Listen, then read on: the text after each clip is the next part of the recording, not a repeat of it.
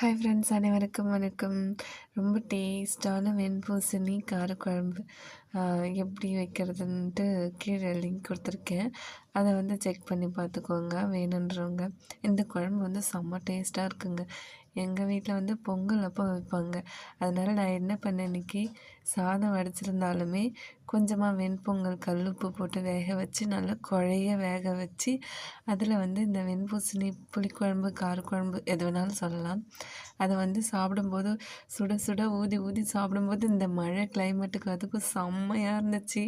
டேஸ்ட்டாக இருந்தது. நான் வீடியோ போடக்கூடாதுன்னு தான் நினச்சேன். பட் எனக்கு போடணும்னு தோணிக்கிட்டே இருந்துச்சு.